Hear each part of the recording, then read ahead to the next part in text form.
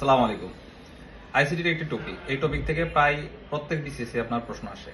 Last 46 বিসিএসে আসছে, 45 বিসিএসে আসছে, 44 বিসিএসে আসছে, 41তম বিসিএসও আসছে এবং 37তম বিসিএসে আসছে।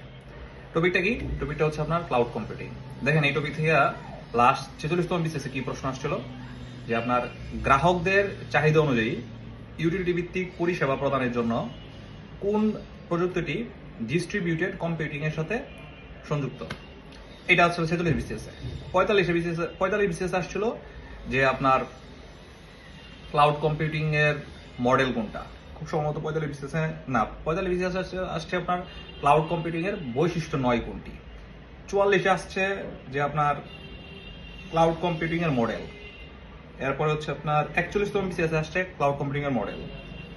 এরপরে আপনার 37তম বিসিএস আসছে ক্লাউড সার্ভার নিচের কোনটিতে সবচেয়ে ভালো গণনা করা সম্ভব। তাহলে দেখেন আপনার 37 আসছে, 41 আসছে, 44 আসছে, 45 আসছে, 46 বিসিএস আসছে। তার মানে ধরে নিতে পারেন ক্লাউড কম্পিউটিং এই টপিকটা খুবই ইম্পর্টেন্ট।